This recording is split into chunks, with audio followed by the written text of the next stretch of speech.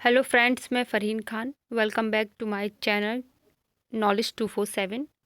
Friends, आज का जो टॉपिक है हमारा वो है वैदिक पीरियड, यानी कि जो वैदिक काल है उसके बारे में जो है आज हम डिस्कस करेंगे। तो जो वैदिक काल है वो क्या होता है?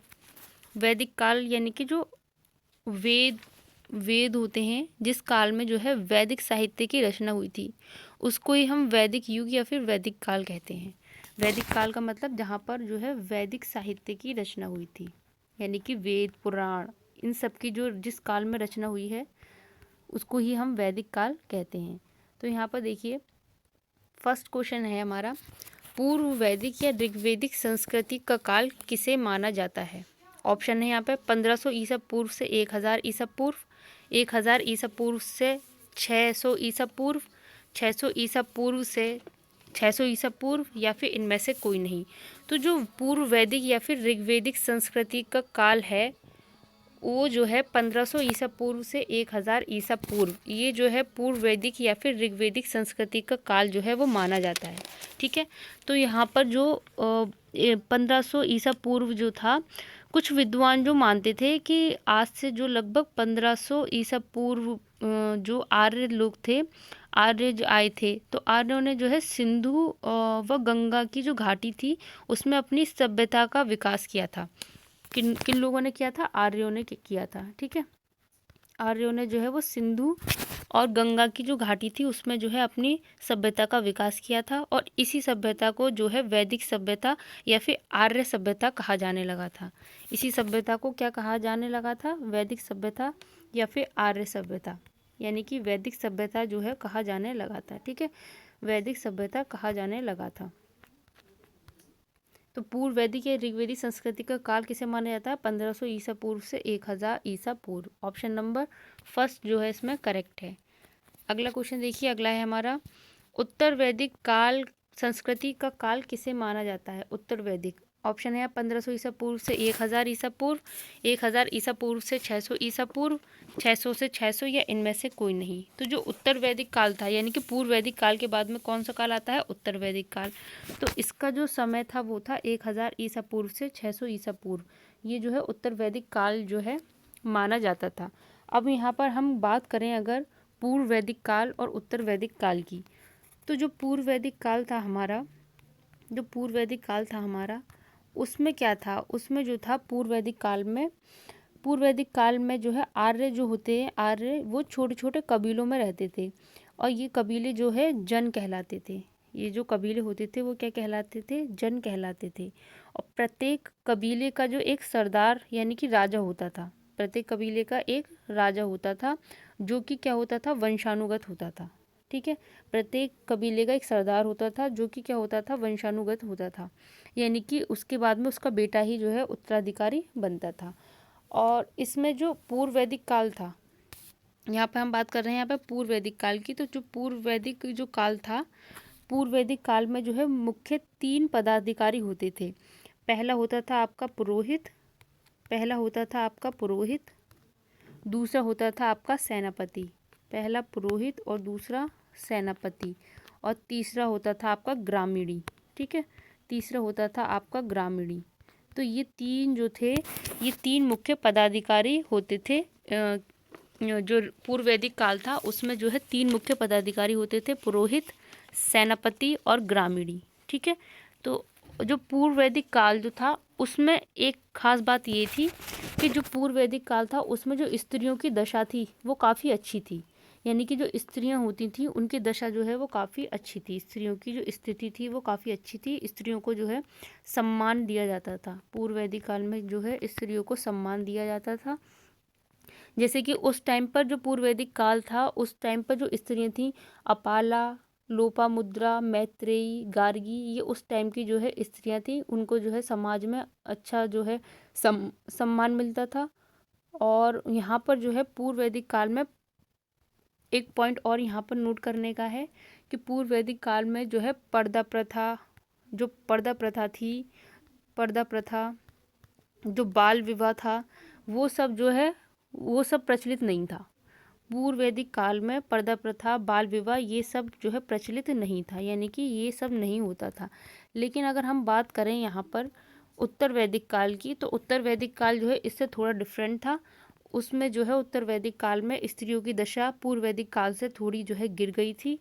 यहाँ पर जो है उसकी दशा जो है स्त्रियों की दशा गिर गई थी, और यहाँ पर जो है बाल विवाह, पर्दा प्रथा, ये सब जो है प्रचलन में आ गया था उस टाइम पर। ठीक है, तो अगला क्वेश्चन है हमारा, अगला है आर्य शब्द का शाब्दिक अर्थ क्या है?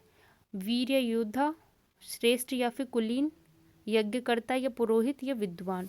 तो जो आर्य शब्द है, आर्य शब्द उसका मतलब होता है श्रेष्ठ या फिर कुलीन। ऑप्शन नंबर बी जो है इसमें राइट है, श्रेष्ठ या कुलीन यानी कि आर्य बोलते हैं इसको। ठीक है, तो इसका जो आंसर है ऑप्शन नंबर बी जो है इसमें करेक्ट हो जाएगा।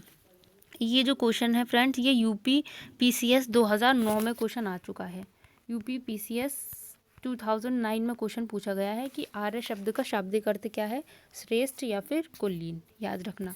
अगला क्वेश्चन है हमारा, प्रारंभिक आर्यों के बारे में निम्न कथनों में से कौन सा जो है सही नहीं है? वे संस्कृत बोलने वाले थे, वे घुड़सवारी किया करते थे, वे कई झुंडों में भारत पहुंचे, या वे मुख्यतः नगरों में निवास करते थे। तो जो प्रारंभिक आर्य जो थे उनके बारे में इनमें से कौन सा कथन जो है वो सही नहीं है? एसएससी में आया है ये क्वेश्चन।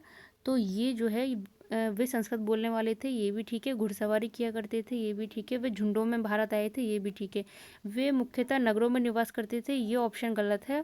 ऑप्शन नंबर डी जो है इसमें करेक्ट हो जाएगा, यानी कि यहाँ पर पूछा है कि कौन सा कथन सही नहीं है, तो वे मुख्यतः नगरों में निवास करते थे, ये क्वेश्चन, ये ऑप्शन जो है गलत है। अगला है यहाँ पर, निम्न इनमें से किस फसल का ज्ञान वैदिक काल के लोगों को नहीं था? जौ, गेहूं, चावल या फिर तंबाकू।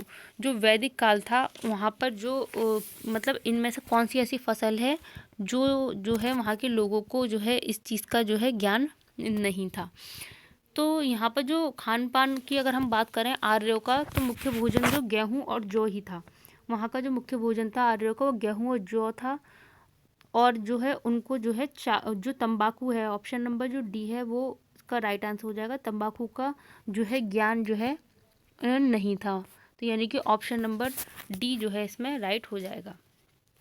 नेक्स्ट क्वेश्चन है हमारा, उत्तर वैदिक काल के वेद विरोधी और ब्राह्मण विरोधी धार्मिक अध्यापकों को किस नाम से जाना जाता था?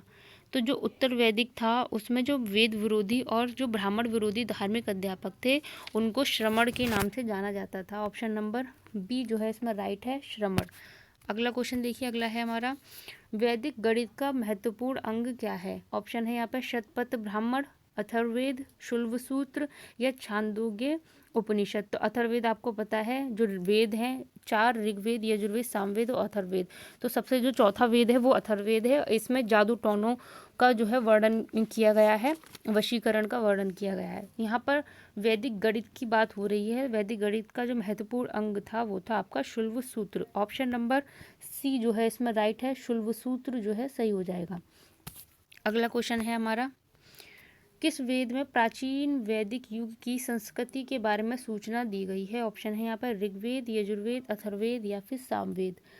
तो मैंने आपको पहले ही पढ़ाया था कि जो कौन सा ऐसा वेद है जिसमें प्राचीन वैदिक युग की संस्कृति के बारे में सूचना दी गई है। सबसे प्राचीन वेद ही कौन सा है? ऋग्वेद है।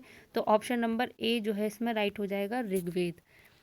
अगला क्वेश्चन है हमारा, निम्नलिखित में से उत्तर वैदिक काल में लिखे गए ग्रंथों का सही क्रम कौन सा है? ऑप्शन है यहाँ पर वेद, ब्राह्मण, आरण्यक और उपनिषद, वेद, उपनिषद, ब्राह्मण और आरण्यक, या उपनिषद, वेद, ब्राह्मण और आरण्यक, या फिर वेद, आरण्यक, ब्राह्मण और उपनिषद।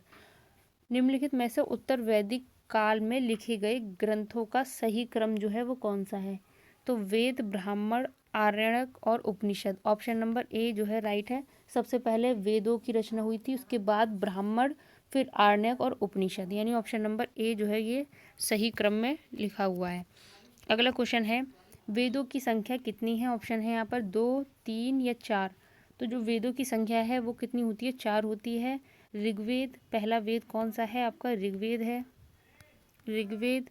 दूसरा है आपका यजुर्वेद, ऋग्वेद, यजुर्वेद, उसके बाद में सामवेद, इसके बाद सामवेद और फिर इसके बाद में अथर्ववेद। ठीक है, तो ये 4 जो है आपके वेद हैं, यानी कि 4 होती है वेदों की संख्या। अगला है, कौन से 3 वेद संयुक्त रूप से त्रयी या फिर वेद त्रयी कहलाते हैं? कौन से ऐसे 3 वेद हैं जो संयुक्त रूप से वेद त्रयी कहलाते हैं? ऑप्शन, ये क्वेश्चन जो है इंपॉर्टेंट है, कई बार एग्जाम में आया हुआ है।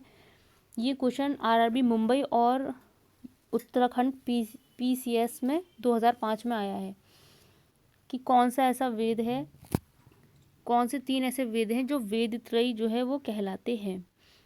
तो यहाँ पर देखिए ऑप्शन, ऋग्वेद, यजुर्वेद और सामवेद, ऋग्वेद, यजुर्वेद, अथर्ववेद, ऋग्वेद, सामवेद, अथर्ववेद या यजुर्वेद, सामवेद और अथर्ववेद। ऋग्वेद, यजुर्वेद और सामवेद, ये तीनों वेद मिलाकर वेद त्रयी कहलाते हैं।